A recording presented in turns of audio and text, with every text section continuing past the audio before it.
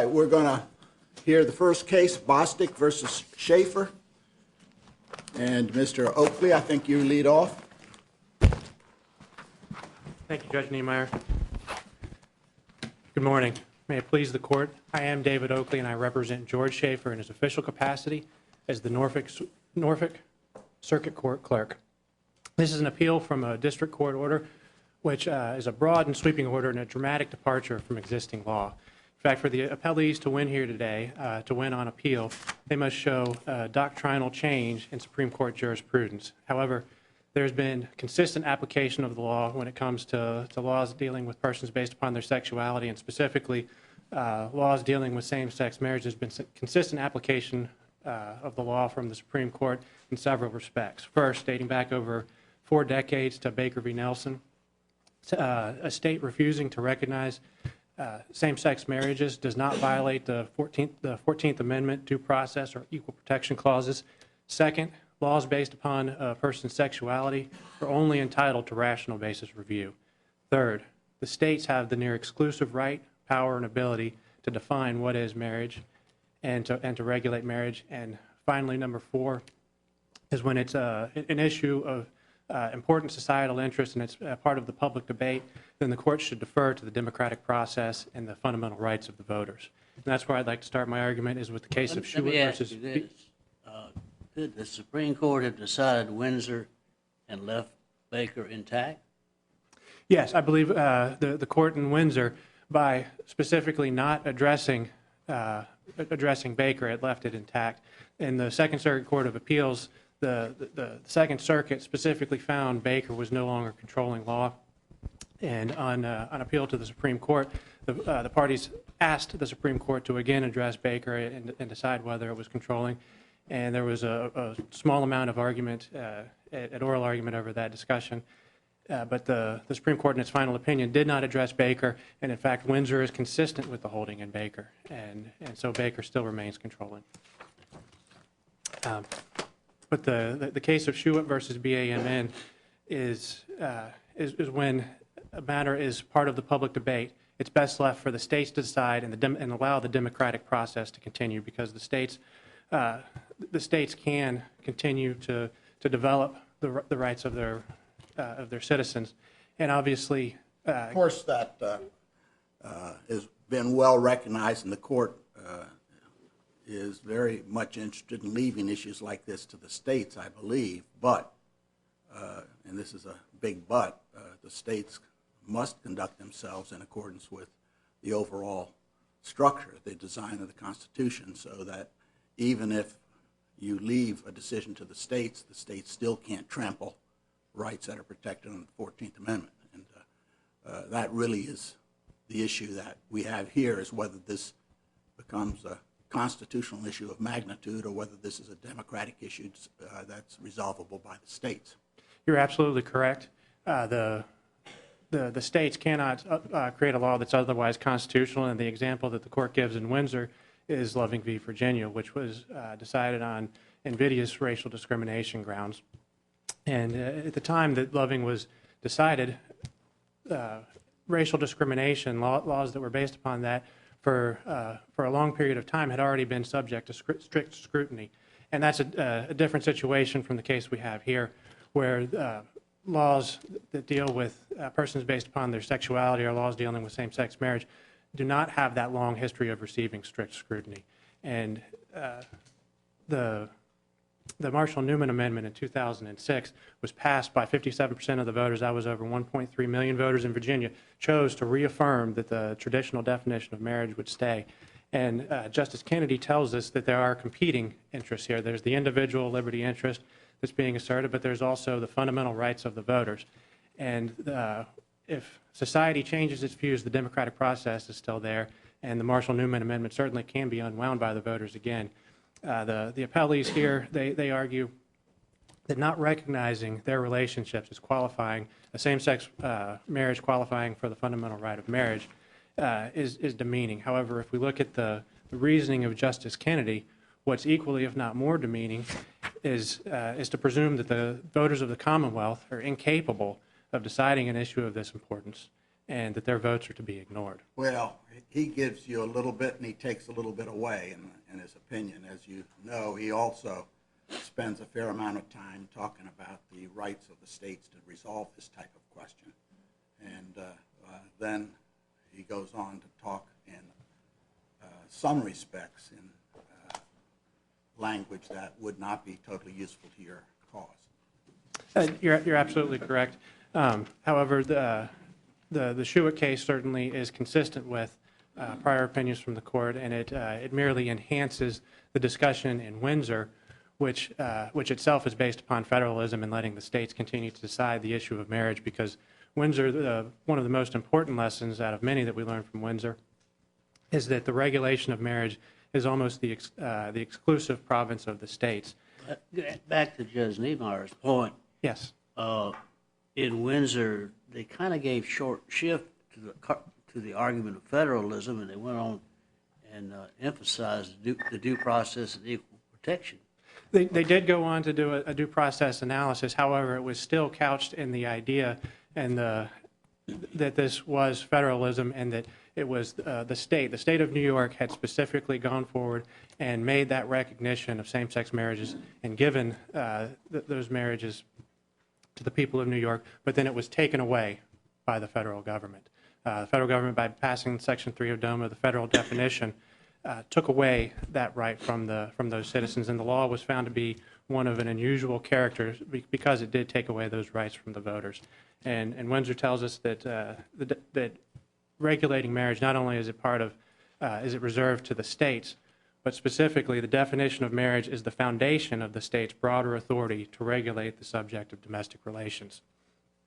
And the notion that the states can define marriage how they choose, at the time Windsor was decided, there was really only two ways that states had defined marriage. That's either the traditional historical sense of a man-woman marriage or this newer version of recognizing same-sex marriages. And so the Windsor, by specifically saying that the states have that foundation to be able to define what marriage is, they could have said that they have to define it to include same-sex persons, that that's a fundamental right, but they chose not to do so. But you do agree that marriage has been described as a fundamental right? Absolutely, it has. Loving v. Virginia describes it as a fundamental right. However, with the exception of Windsor, every single Supreme Court case that has dealt with the fundamental right of marriage has only been between one man and one woman. So it's presumed that that fundamental right is only the traditional notion of marriage, unless the states choose, as they did in Windsor, the state of New York did in Windsor, the states choose to expand that definition to include same-sex couples. So the fundamental right to marry, is that an individual right? It is an individual right, but it's also a right of the pairing of the couple. How could it be? The essence of the right to marry is an individual choice to marry the person that they choose. Isn't that the essence of the right? Correct. And just like in Red Hill. Do you agree with that? Yes, just like in Red But Hill. then how do you then shift over and say now when you defined it, it now becomes couple with someone? It's choice, individual choice. It's autonomy. And you agree it's one of the most important decisions and rights that we have in America. It is an extremely important decision, and it is an individual And right how can that affects the couple together. How can Virginia define it to a point that its fundamental essence is unrecognizable?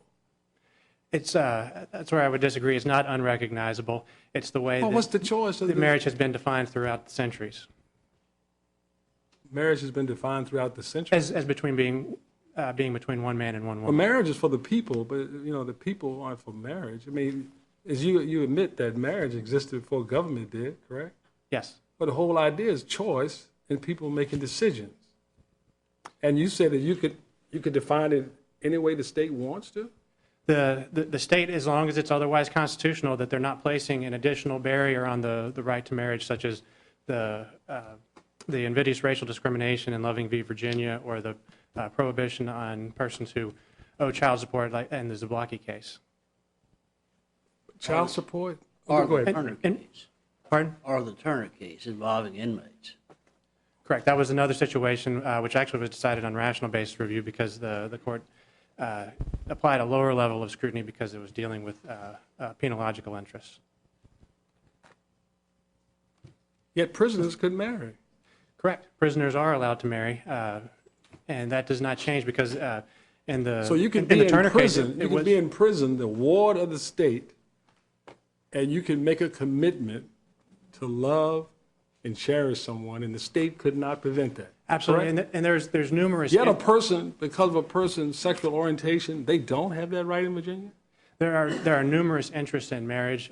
Love and commitment are certainly personal interests in marriage. However, the governmental interest in marriage is What's the governmental interest in marriage? the governmental interest in marriage, particularly here, is to steer the procreative potential of opposite-sex couples towards the notion of marriage in order to protect the children. And counsel for Protect the children? Clerk McQuigg is going to address that further, but Sound like it's a totalitarian system where you like people are baby makers and you get married for the interest of the state.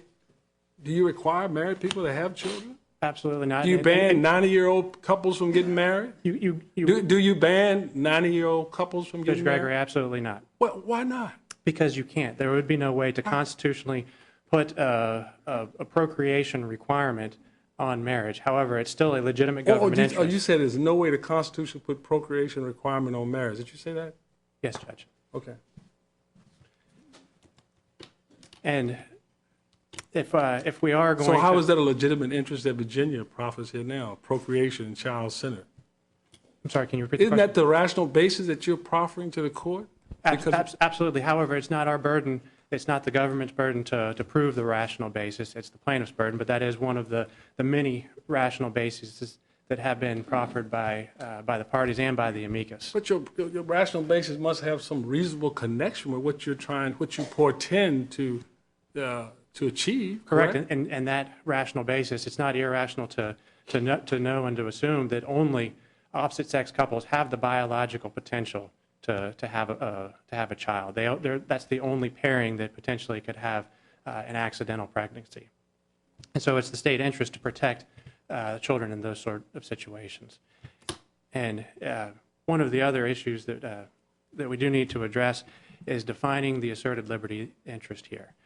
The appellees certainly want to argue that marriage, the broader definition or the broader fundamental idea of marriage is the asserted liberty interest. However, Glucksberg, the Washington v. Glucksberg case tells us that the asserted liberty interest must be carefully described, and then you have to look to the history and tradition to see if that asserted liberty interest is deeply rooted for it to be a fundamental right. In same-sex marriage, obviously, that is the careful description of the asserted liberty interest here. And it certainly does not have deep roots in America's history and tradition. The Supreme Court in Windsor recognized that only until just a few short years ago, nobody would have considered same-sex marriage even to be a possibility. And indeed, just the last few years, the current count is 17 states now permit same-sex marriages. However, the majority of states, 33, still do not recognize same-sex marriages. And so there is Same not... thing was true in Loving. Nobody would have considered interracial marriages in Virginia in the 1920s, 30s. You're absolutely correct, sir. However, there is a history of, prior to the Jim Crow era laws, the anti-miscegenation laws, the idea of interracial marriage was not prohibited. It still fit within the fundamental right of marriage, the idea of a man-woman marriage. And before Virginia passed those affirmative anti-miscegenation laws, it might not have been the social norm. People certainly could have married, and indeed did marry across racial lines. Pocahontas married John Rolfe in the early 1600s, and their marriage wasn't declared unconstitutional. And it appears I am running short of time here. And so in conclusion, the appellees do have a heavy burden here, and they ask that this court set aside the public debate and the democratic process in favor of a policy determination by this court. And marriage is a fundamental right, but the voters of Virginia have spoken. They chose not to expand that right to include same-sex couples, and the binding precedent of Baker v. Nelson has not been altered in the last 4 decades. Let's talk about that Baker. Yes, Wasn't that a summary dismissal? It was a summary dismissal, and Now you want to carry the weight that you assigned to it? absolutely, and I don't think that anybody here disagrees that a summary dismissal by the Supreme Court is a binding decision on the merits. However, the appellees argue that there's been a doctrinal change in the Supreme Court jurisprudence, and they cite to 3 cases for that proposition. That's the Windsor case, the Lawrence case, and Romer v. Evans. And those cases are not a doctrinal sea change, as the Solicitor General points out. Instead, they are a consistent message from the Supreme Court. Each one of those cases deals with persons based upon their sexuality to some extent, and each one of those cases applies rational basis review only. So it is a consistent message from the Supreme Court, and it has not changed. I believe I'm out of time. Thank you very much. Thank you, Mr. Oakley. Mr. Nimitz?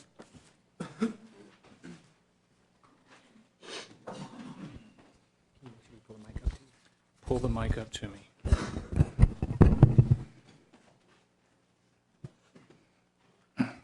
Good morning, and may it please the court, Austin Nimitz on behalf of the intervener, Michelle McQuigg.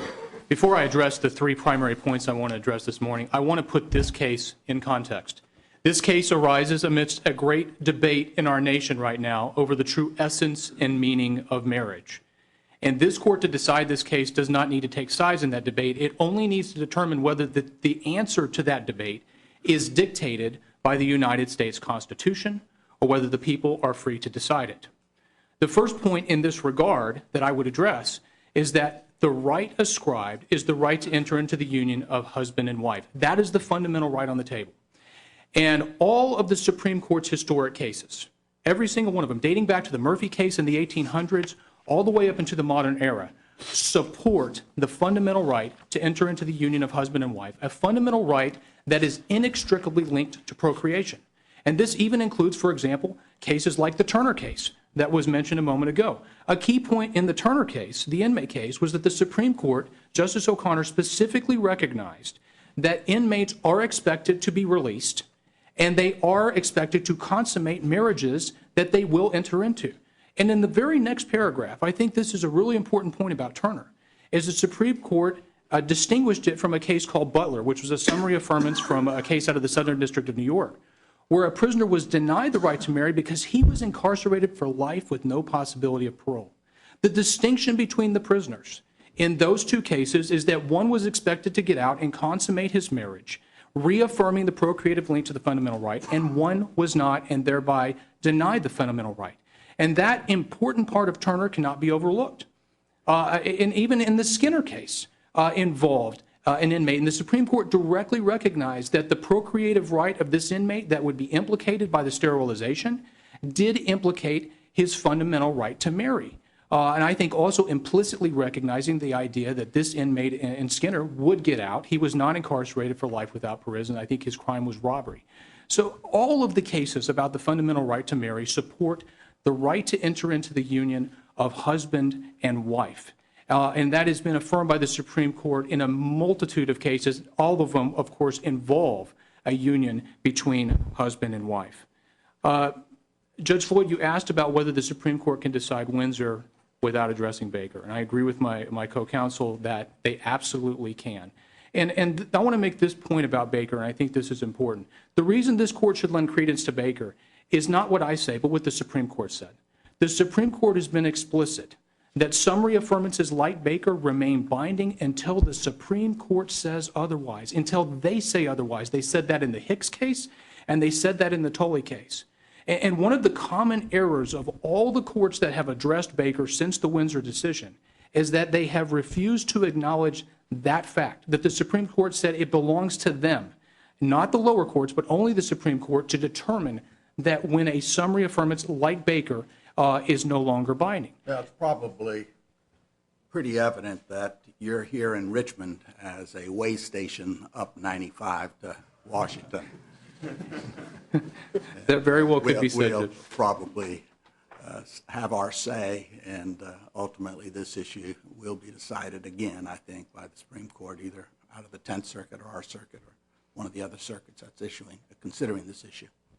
So acknowledging that Judge Niemeyer, that the Supreme Court may very well have a say, again, as it pertains to Baker. But we do not believe that the plaintiff's claims that they ascribe fit within the fundamental right to marriage. And the common error we believe... This fundamental right to marriage is language of the Supreme Court, but it's built on a longer recognition of marriage as the core of the family unit, which is a political unit that society does have an interest in recognizing for a lot of good reasons. I mean, every person in this room has, as a parent, one woman and one man, regardless of his orientation. And a grandparent is one woman and one man of the parents.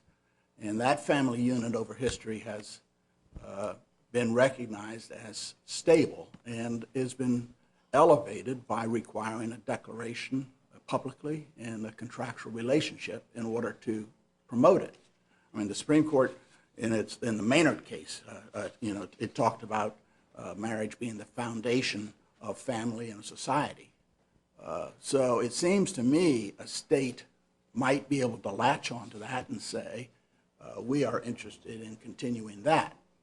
But that said, why couldn't a legislature just as well say, we can think it's in furtherance of the stability of society to recognize the union of same-sex couples and to provide them the same economic benefits and to give them recognition to raise the dignity of the relationship.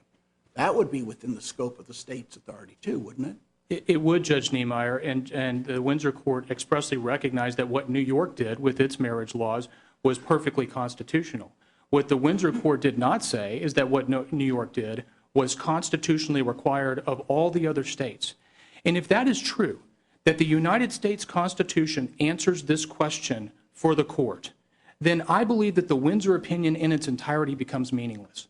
The essence of the Windsor opinion is that the federal government must defer to the states. That is the essence of the opinion. That's what the Supreme Court concluded. But if the U.S. Constitution already tells us what the outcome is, what is the basis for deference? To what must the federal government defer coming from the states if, in fact, the source of the answer is already the Constitution? It obliterates the entire meaning of the opinion. The 7 pages that the court spent talking about the state's fundamental authority over the marital relationship, it makes it utterly meaningless if the U.S. Constitution, as the plaintiffs claim, already answered this question. And remember that Windsor was a same-sex marriage case. If there was a time for the Supreme Court to say that the Constitution disposes of this issue, it was then. It was not a time to say that the states possess inherent authority over the marriage. That's the only, I think, rational way to read the Windsor opinion. And so that really answers the question, I believe, before this court, that the Constitution does not compel the outcome. This is a great debate. There are impassioned people on both sides. Our president has acknowledged that there are people of goodwill on both sides. But the Constitution does not require that Virginia do what New York does, or that New York must do what Virginia has done in this particular case. And that really gets into, why does Virginia have its marriage laws? What are the rational bases for the marriage laws? Because if this right that the plaintiffs are claiming does not implicate a fundamental right, then we are under rational basis review. And the marriage laws are dependent upon the distinguishing characteristics, as the Supreme Court used in the Cleburne case, of men and women and man-woman couples and their unique ability to procreate intentionally and oftentimes unintentionally, as that may be. Well, the state of Virginia is entitled to recognize, as we stated in our brief, that 99% of the kids born in this country are the products of man-woman relationships, and children are essential to the future of any society.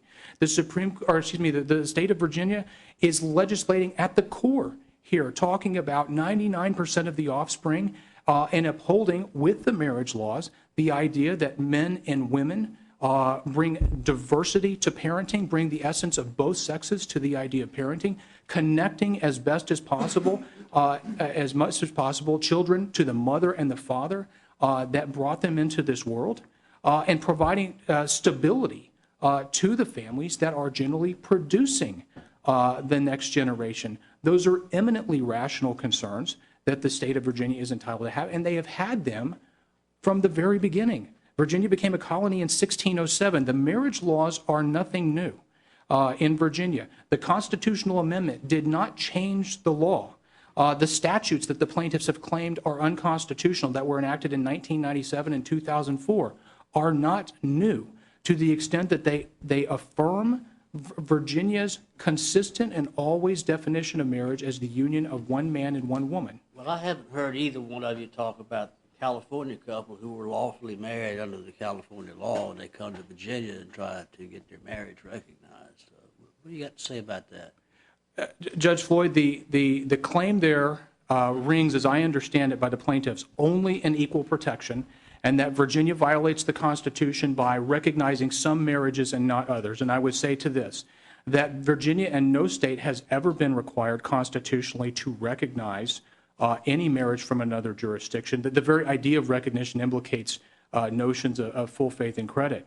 But more specifically, Virginia has always consistently maintained the right throughout its jurisprudence and case law to not recognize marriages that are inconsistent with its public policy.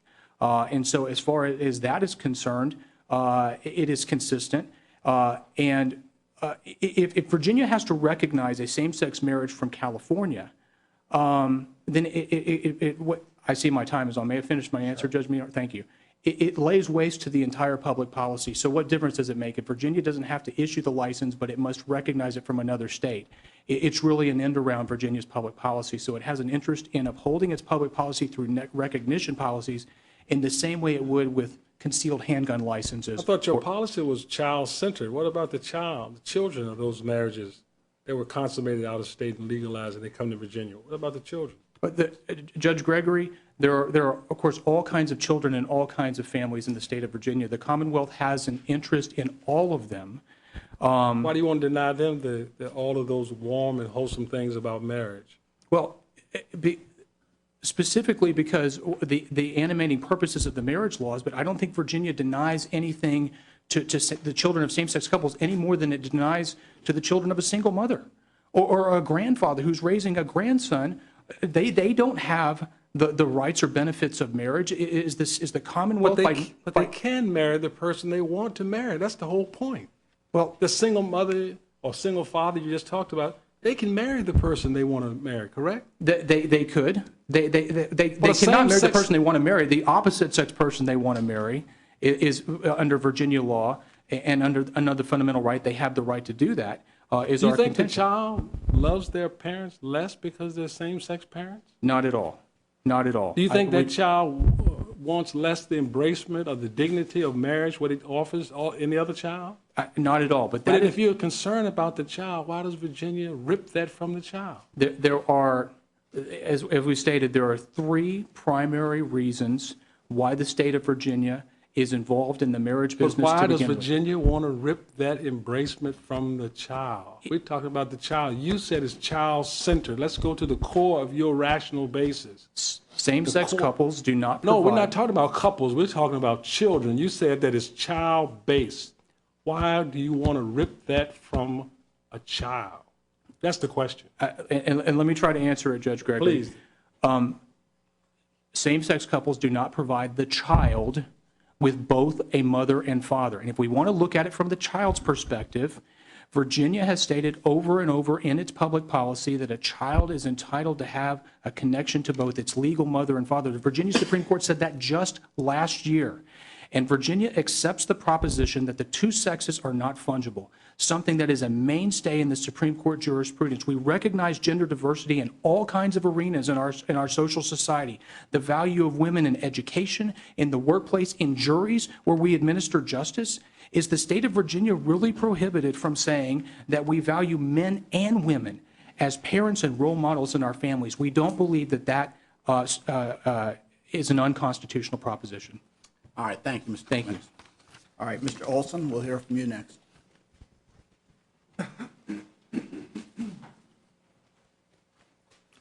Thank you, Your Honor. May it please the Court. I'm Theodore Olson on behalf of the Bostic plaintiffs.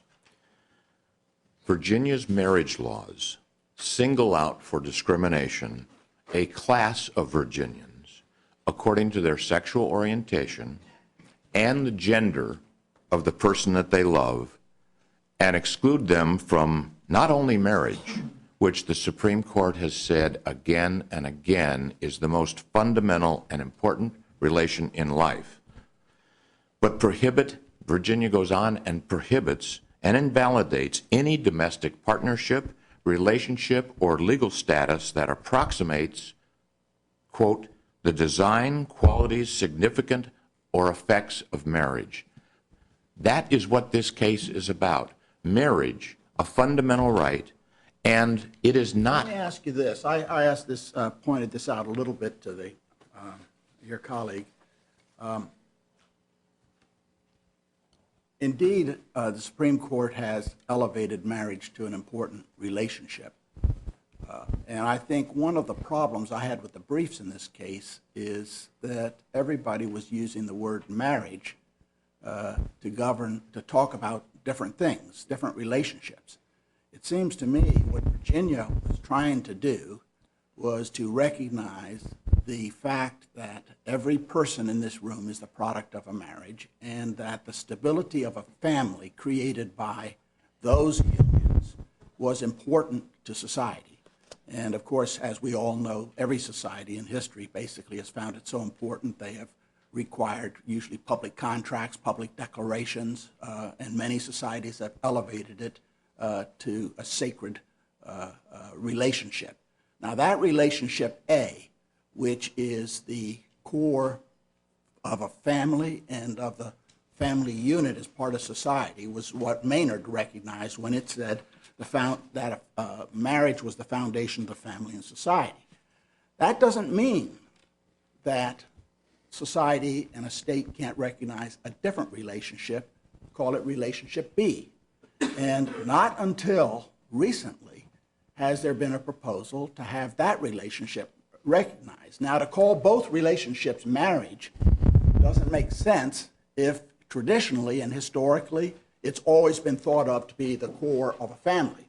It's now thought to be, the state can redefine it and call it marriage, but we have two relationships, and we now have a new relationship that I think a state can well show respect to by recognizing a same-sex relationship, which gives a lot of the benefits, but it can't create the same family unit that has been recognized through history, because it physically ends, because the right to have you and everybody here cannot happen through the same-sex marriage. So the state is making a decision. We're going to favor marriage by, for instance, inheritance. We're going to let the child inherit from the grandfather or the grandmother. We're going to let the child inherit from the parent. Every state, I think, has inheritance, default inheritance on that basis. So there are tax laws that promote benefits for people in a family relationship. That can be changed, and a state could change it. But I don't think it's useful to start comparing the new relationship of a same-sex union and the old relation of a heterosexual union.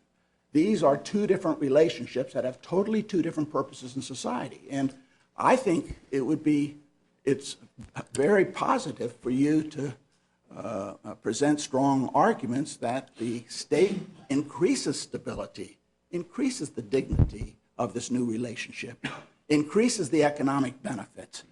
But to mix the two is to play with the language, I think. Well, let me answer that in a number of ways, Your Honor. In the first place, a number of those arguments, many of the same arguments, were made in the Loving case. That has always been this way. Except since race is benign to the marriage. It is. That's racial discrimination. No, I don't think that. I respectfully dissent from that point of view, Your Honor, because the Supreme Court in the Zablocki case went on to say it involved race in that case, but it involved marriage in that case, and right to marriage is all individuals. The Loving case is not just an equal protection case, it's a due process case. If you take marriage as a relationship that has been recognized for what it is, that is the unit of society that keeps society going, that keeps humankind going, a black man and a white woman, or a black woman and a white man can still do that. It's benign, it's irrelevant. The problem in Loving was racial discrimination. But the Supreme Court of the United States has repeatedly said that the Loving case was not just a racial case, and that marriage is for all individuals. The Supreme Court has described marriage as a fundamental relationship in 14 cases. Now, those cases have involved divorce, sterilization, contraception twice, divorce twice, abortion, maternity leave, child care, and in the Lawrence versus Texas case, the Supreme Court of the United States said persons in a homosexual relationship are entitled to those same attributes of relationship. Now, what the Supreme Court has said that marriage is all about is liberty, association, spirituality, privacy, and no state has ever... How far do you want to carry that? For instance, would we, if we were to rule that this is a personal liberty that can't be infringed by a state, would we rule then that a man could marry 6 wives? No, Your Honor, and the Supreme... Or could marry his daughter? There are justifications. The state does have to come forth, and it has come forth in previous cases with respect to polygamy statutes, that there are overwhelming societal reasons with respect to polygamy and with respect to incestuous relationships. What is the heavy interest in interfering with the relationship between a man and 3 women? Well, the Supreme Court of the United States has said that it leads to tyranny between men and women and hierarchical society. It creates problems with child care, child division, divorce, and a whole number of things like that. Those are all things that are being regulated then by the court. And More fundamentally, discrimination on the basis of sexual orientation and gender. Because, as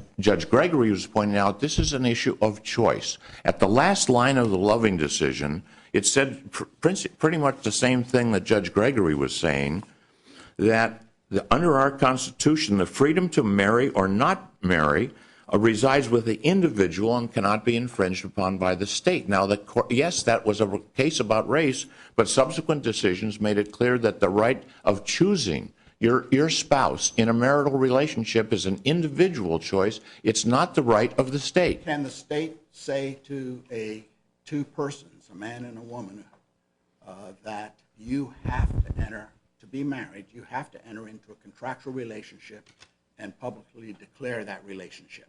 Can a state do that?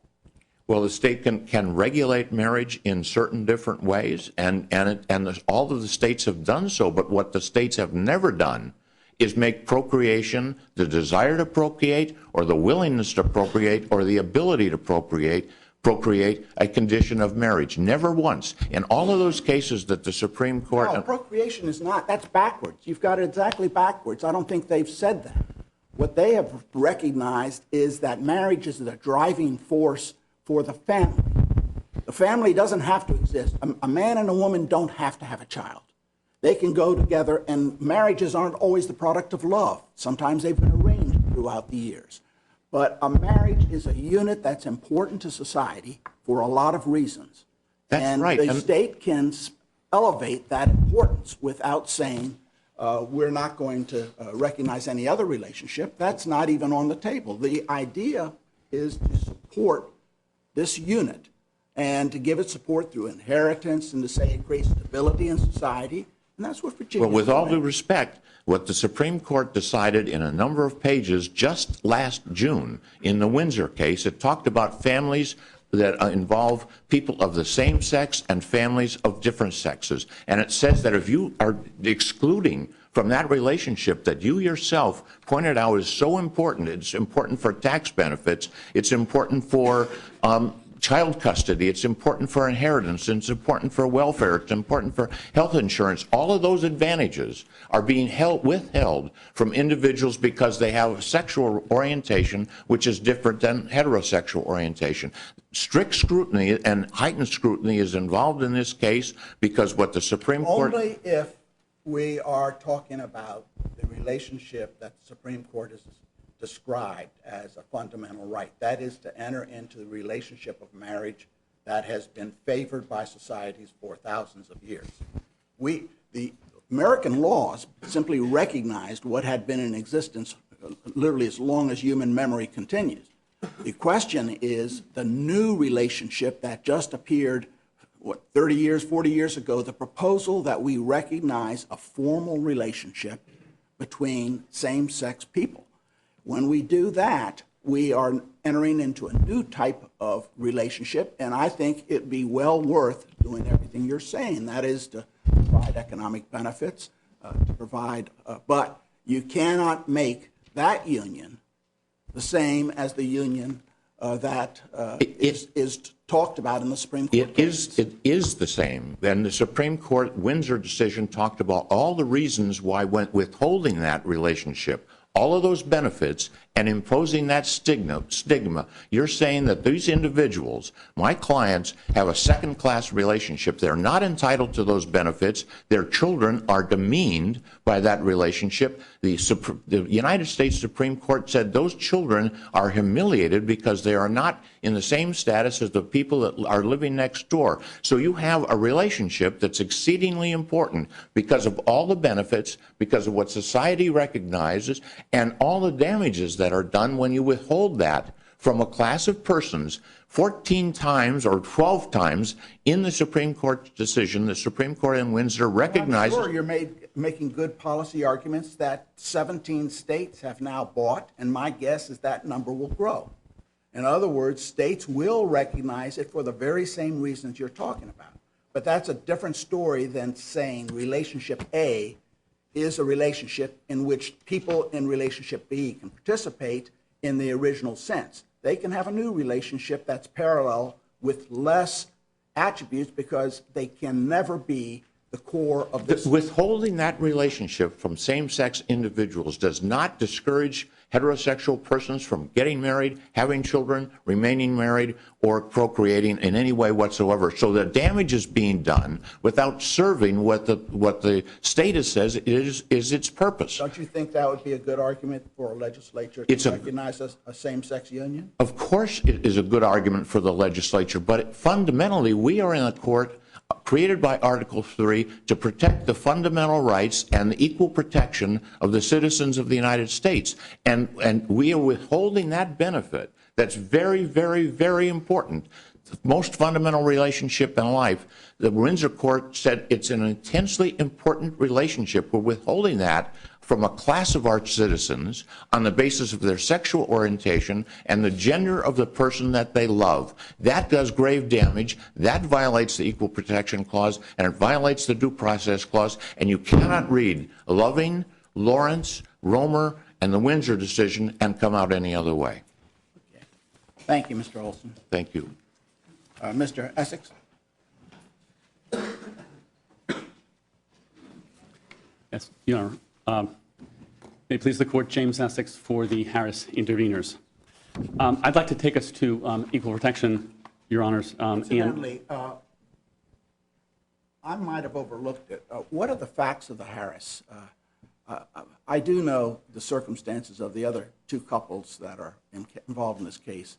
And the Harris couple apparently represent a class, do they? Yes, Your Honor. There are two class representative couples. Yeah. One of them is a couple that is unmarried in Virginia and wishes to marry. The other is a couple that is married in D.C. but lives in Virginia and wants their marriages respected. And they represent, respectively, two subclasses of all same-sex couples in Virginia, about 14,000 couples who cover both the recognition. Well, I was just looking at the individuals that are representing the class. I understand there's a class, but Indeed. So we have two couples, one living in Virginia and another living in D.C. Well, actually, both living in Virginia, Your Honor. Virginia. One is unmarried and wishes to marry in Virginia. The other is married in the District of Columbia Wants it and wants that marriage recognized here. The marriage bans in Virginia violate equal protection on any level of review, but we urge this court to hold that government discrimination based on sexual orientation is not entitled to a presumption of constitutionality, because applying rational basis review to this law does just that. It says that there's a presumption of constitutionality. Instead, the court should require government to come forward with an explanation for why in any given instance it needs to rely on and make distinctions based on sexual orientation. Applying a deferential level of review to sexual orientation discrimination by the government would be inappropriate because, in the words of Justice Kennedy, it would demean the dignity and worth of a person to be judged by his or her own merit and essential qualities. But the Supreme Court did not put a label on the type of security it applied in Windsor. How does Windsor support your argument that heightened security applies in this case? Your Honor, two things. One is you're right that the court in Windsor didn't give a traditional label to the level of review that it was applying. It talked about careful consideration, and the court could look at that as either some form of heightened rational basis review, or as the Ninth Circuit did, the court could look at it as heightened scrutiny full force. But regardless of that, the Supreme Court, in a series of cases, has laid out a series of factors, 4 factors that the courts have looked at, in determining whether a classification used by the government should be considered suspicious or suspect or quasi-suspect. And all of those, that doctrinal framework is out there. This court has never applied it to the question of sexual orientation classifications. This is an open issue in this circuit because the prior precedent where the court did talk about this happened prior to Lawrence versus Texas. Those cases are no longer binding precedent given the Lawrence decision. So you say that Windsor represents the culmination of the doctrinal move of the Supreme Court toward your position. Well, yeah, it is moving towards that position, indeed, Your Honor. I think that this court could also simply apply Windsor. This court could apply Windsor and say, look, there are enormous similarities between the Defense of Marriage Act and the marriage bans here. They use the same words. The Defense of Marriage Act said marriage is a man and a woman. The Virginia marriage bans say marriage is a man and a woman. The purpose of the act of both of them is similar. The purpose of DOMA was to ensure that the existing marriages of same-sex couples would not be respected by the federal government. You sense in reading DOMA, I mean reading Windsor, I confess that it's a difficult opinion to read and to get exactly what is being held. But you sense that the main structural thrust is that DOMA was the federal government getting involved in a very important relationship that was the domain of the states and struck it down on that basis. But that isn't all. I acknowledge that that's not all that clear. That's the sense I get as to why they addressed the federal statute as opposed to the moving it right in and regulating under the 14th Amendment state. Well, Your Honor, I agree with Your Honor in the following sense, that the trigger for some form of heightened review, heightened rational basis or heightened scrutiny in Windsor was that there was discrimination of an unusual kind, which is what the court said DOMA was. And that is a trigger for heightened review. But there are many other triggers that have triggered heightened equal protection analysis under rational basis in earlier Supreme Court cases, in Romer, in Cleburne, et cetera. Those are, for example, in Romer, the imposition of a broad sweeping disability on a narrow class of people, which is what happened in Romer and with Amendment 2 in Colorado, and is exactly what happened in DOMA, and is what is happening here, because the Virginia marriage bans say to same-sex couples, you folks can't get married. And we all know that marriage covers a wide range of opportunities and protections and obligations in society, everything from cradle to grave and medical decisions in between. And the Virginia marriage bans say to same-sex couples, you are excluded from all of that. That is a broad sweeping disability imposed on a narrow group of people. That's exactly what in the Romer case prompted heightened scrutiny. I think the court can apply the Romer level of review because of the broad sweeping disability in the marriage laws, because these marriage laws are unusual in the sense, as my colleague pointed out, they exclude same-sex couples not just from marriage, but from domestic partnerships, civil unions, or any other relationship.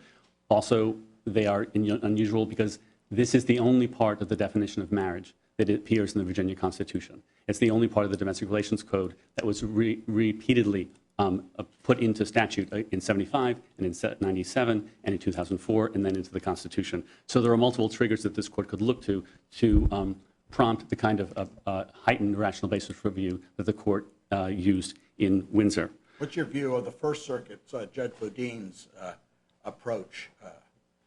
He just sort of described, I think he was following a little bit of the tenor of the Supreme Court, which seems to be pulling back on this classifications, these levels of review, and just looking at it. And I think he sort of suggests, let's look at it carefully and not pigeonhole it into rational or intermediate or strict scrutiny. Well, what do you think about that? Your Honor, that is certainly an approach. But what I'd point out there is what is interesting is that in Judge Boudin's opinion, the factors that he points to suggest that some form of heightened rational basis applies are precisely the factors that the court in a whole range of decisions has talked about as the 4 factors that trigger intermediate or So you think strict scrutiny. it was just a euphemism for what is already being Well, done? I think his opinion said that he thought, and we believe that this is incorrect, that he was bound by Baker versus Nelson, but therefore he couldn't just use those factors to get to the heightened scrutiny question. I think that's wrong, but I think his reliance on the heightened scrutiny factors is absolutely correct, and we would urge the court to apply He those. doesn't really call it heightened scrutiny, does he? No, he calls it a heightened rational basis analysis. He does, Indeed, really, yes. All right, okay. indeed. All right, well, thank you very much. Thank you, Your Honor. Mr. Rayfield?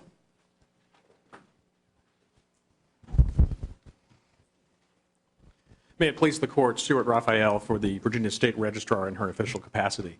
The equality of right principle that is at issue in this case is an ancient principle. What is new is our relatively recent recognition that gay people are entitled to the equal protection of the law. And that proposition is new because it was recognized in Romer and in Lawrence. And Lawrence was only in 2003. When you combine the teaching of Loving and the Supreme Court's fundamental rights cases involving marriage, on the one hand, with the Supreme Court's holding in Romer and Lawrence that gay people are entitled to equal protection of the law, the result here is ineluctable. Let me address the doctrinal issue that I think it concerns Judge Niemeyer.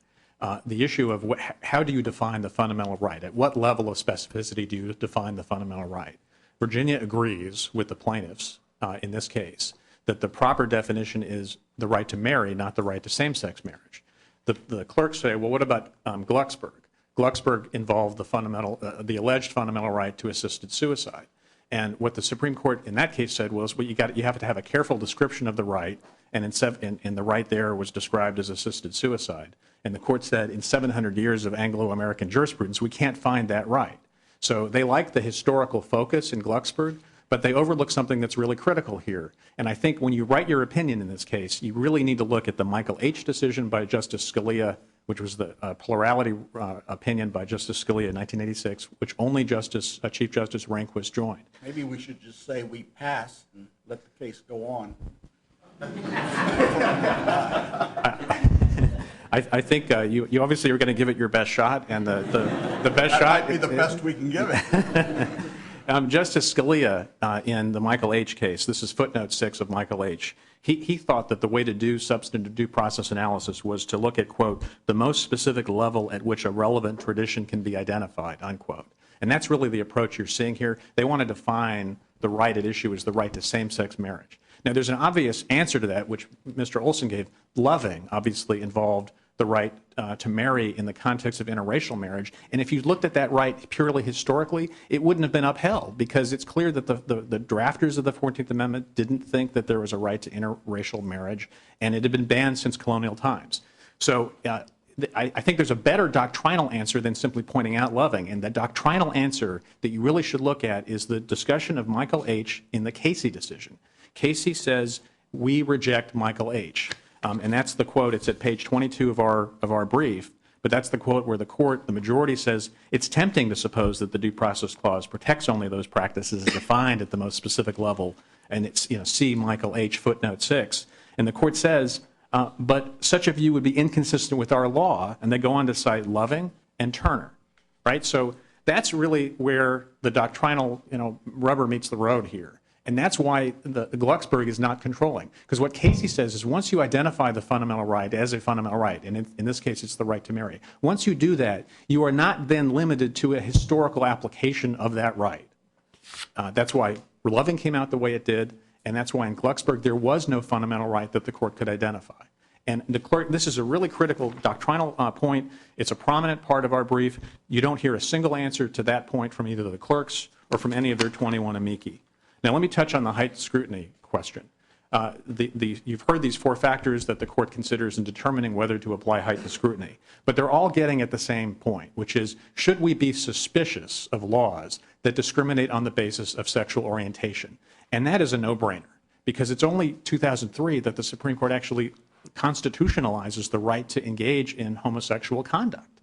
It's clear that laws that discriminate on the basis of sexual orientation ought to be looked at with a very jaundiced eye. They should be subject to at least heightened scrutiny. Let me make one point about the gender discrimination argument. I agree with Mr. Olson that Virginia's approach here is a form of gender discrimination because whether you can marry the person you love is based on your gender and that person's gender. I'm not sure this argument gets you anywhere. I mean, the whole reason Virginia articulates, you have to accept their reason in terms of this. What they advance is the fact that you need a man and a woman to have a family, to have a child, to create the potential for a child to grow up. That's not true, Your Honor. Discrimination. You don't need to have a man and a woman married. I'm not aware of any person in the world that is the product of other than a man and a woman. That's not the point, Your Honor. The point is That's the point they're making. To the extent that procreation is the only basis of marriage, that Not connection. the basis. It's a political unit that is a reality that has existed. The advancement of society, the increase in society, can only occur by the combination of a man and a woman. That's correct. That's a different question. At least as of now, scientifically, we just don't know where we're headed. But as of now, that's a reality. And so the question is, with that reality, society has addressed that as meaningful. So to say we're discriminating against a male or against a female because of their gender when we say the relationship can only be a male and a female doesn't make sense. Well, Your Honor, I think the question is, On do you that apply? basis, I'm just taking the state where it is. And The question- that's what I'm saying, the gender discrimination, I don't think. I think the question is whether you apply heightened scrutiny, and I think you do because there is an explicit gender classification. Now, it's conceivable you can satisfy. Because it happens to be that it takes a male and a female to have a child, to have a family. Virginia's law until 1975 applied to couples who wanted to marry. It was only in 1975 that Virginia came in and said you can't marry a person of the same sex. The point is there's an explicit gender classification, and you made this point, Your Honor, in the Faulkner versus Jones case, that you shouldn't confuse the question of whether there's intentional gender discrimination with the question of whether you apply heightened scrutiny once there is a gender classification on the face of the law. That's my point. You got to apply heightened scrutiny. On the issue of states' rights, I think the key aspect of Windsor that gets lost in the discussion is that the federalism argument at issue in that case was running in parallel and tandem with the due process argument. I disagree with Judge Niemeyer with your point that federalism was the predominant theme. When you look at Part 4 of the decision, it's the due process argument that's the basis for the decision. You shouldn't pin my question as to any position, but my observation was simply the court didn't seem to want to have DOMA around.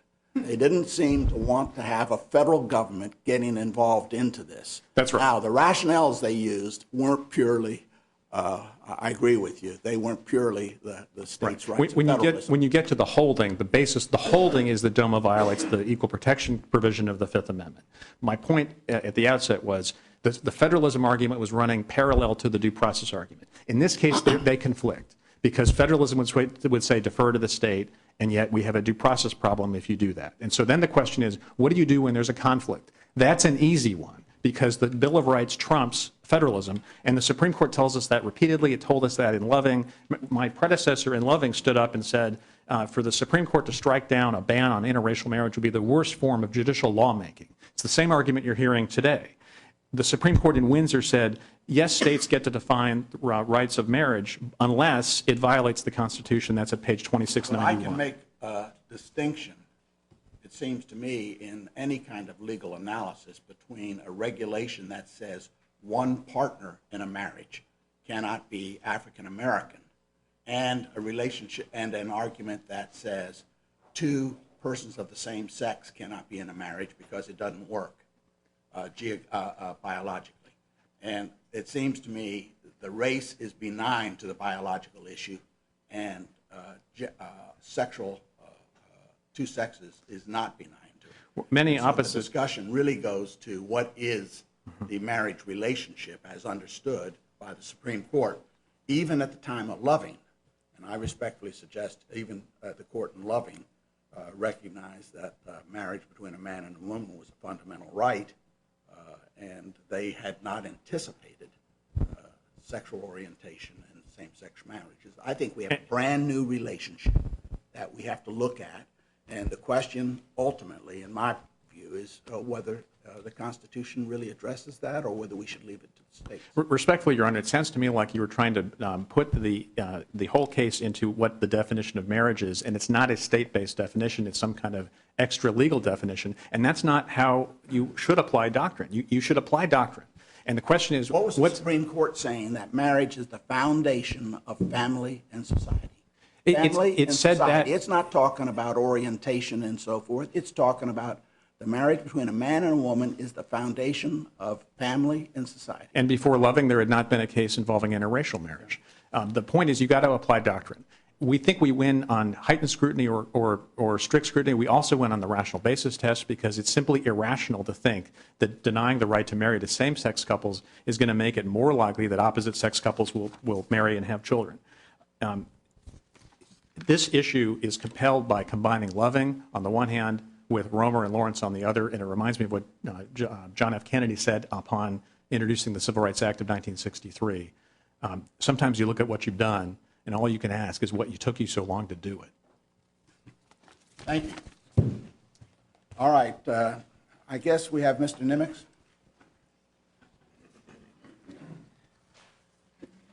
Yes, sir, Your Honor. I'd like to start in my rebuttal first by addressing the arguments on doctrinal developments. I think one additional way to look at the Windsor case, and to be more specific to your question earlier, Judge Floyd, is to look at the very last sentence of the opinion, where the Supreme Court says expressly that the opinion and the holding itself, both of them, are limited to the situation presented to it, whether the federal government must recognize what the states give them. It specifically and expressly cabined the import of that case, which was why we don't think it's applicable. The Loving case returned marriage to its original common law natural state as the union of husband and wife, what it was at the inception of Virginia as a colony before the import of the anti-miscegenation laws that came almost a century into Virginia's existence. And so I don't think that that can be used to support the argument for same-sex marriage. And this is where Baker is applicable, I believe, to this court, as that if there's any question as to whether Loving created the fundamental right to marry the person of your choice, the person that you love, Baker cabined that. Baker said 5 years later that this does not raise a substantial federal question.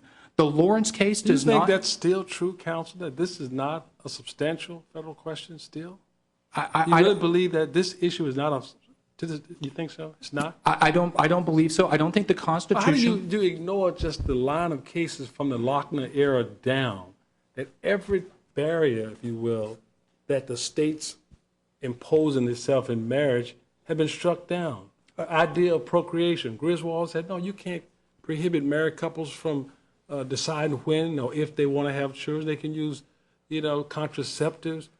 Divorce, states can't keep people from going to other states and denying them divorce. All down the line, the doctrines, it goes on and on and on. And now, in all of these cases, and clearly, and now Romer comes along, you can't discriminate. The question is, you just can't take a fundamental right and define it, if you want to take Judge Nehemiah's focus on defining marriage, to the point where the fundamental right of choice is unrecognizable. You just put a little batch. Oh, no, you have right to marry. But no, same-sex marriage is not fundamental. I think the way to look at all of those cases, Judge Gregory, when we talk about Griswold, when we talk about Zablocki or Turner, is that all of those were state-imposed restrictions on the fundamental right to enter the union of husband and wife. It limited the liberty of the right to enter into the union of husband and wife, and the Supreme Court rightly said you cannot limit the husband and wife union. The argument here is not that the marriage definition limits it. Well, they want to go beyond. It didn't say husband and wife, it said marriage. Every case, Judge Gregory, has been a husband and wife. That's because of the facts. But like I said, as counsel, before you sat down, I mean, there wasn't a case about interracial marriage until Loving. But if we look, if the court applies Glucksberg, which I do think is appropriate, and we have a concrete description that is deeply rooted in the history and traditions, Justice Kennedy said himself at the outset of the Windsor opinion that it was not until recently that the idea of same-sex marriage was even up on society, so we cannot make the argument that same-sex marriage or the right to genderless marriage is deeply rooted. It just doesn't stand. I don't think Lawrence advances the argument here because Lawrence expressly said it limited the holding there, it said that this does not apply to any relationship that the government must confer recognition on. So there's an express limitation there. And Romer, much like Windsor, is unique. And it's unique in this way, in that Romer and Windsor dealt with something brand new. It had never before been seen. The Romer was in a unique law and of an unusual character. The state had never done that before. In Windsor, the federal government had never not deferred to the state. It was something that popped up out of left field. And the Supreme Court said this is unusual and it's unique, and it carefully scrutinized that law. That argument cannot be made about Virginia's marriage laws. This is nothing new. Virginia's marriage laws have been the union of one man and one woman for over 400 years. The recent enactments did not change that substance. And because of that, But tradition doesn't get you there, counsel. I'm not Tradition contending. You are. You're saying because you 400 years, and you said that's the justification. The point is, you're saying that it's procreation that drives this, and child-centered. You don't claim tradition in 400 years. That's a context, but the text of your argument is that it's child-centered and procreation. And you would agree that same-sex couples can have children. You agree? They not the same way that What opposite difference sex does it make? couples. Children are children. It makes a difference. Are you making a difference in terms of children, like children of a lesser God? I mean, what are you talking about? The question is, can they have children? Yes or no? Not the same way. Okay, So, I would say no with the So qualification. then a Judge couple who adopts, you would say, well, you can have children, but not the same way as someone who had it biologically. What does that mean? That would make no sense, would it? It furthers the Would it make any state's. sense under the law of Virginia that you would say you're an adopted child as opposed to you're different? Does that difference make a difference in the law in Virginia? It does. It not just in Once you Virginia, but adopt it, multiple does it? states. Once you adopt it, does it make any difference under the laws of Virginia? Answer that question. I'm sorry. With regard to After adoption. you adopt it, does it make any difference whether you are the product of a conception biologically of your parents or you're adopted? But Does it? It does not. Does it? But the state's interest in it. Counsel, I guess you're not going to answer my question. I'm saying it Well, does not. answer my question. Is there any difference under Virginia law once that status is reached? Once the status of You adoption is adopted, reached. yeah. Does it make a Once you are a legal parent. Let me answer it this way, Judge Gregory. It generally you're not does gonna not, answer but the my state's question. Go interest in ahead. adoption and marriage are completely different. They're A starting lot from of two children in completely Virginia different waiting to viewpoints. they're waiting for foster homes, waiting to be adopted. If you care about children, you want to have more marriages so the potential they'll have homes for foster children. It's really disingenuous, isn't it? Really, in terms of your interest in children, isn't it?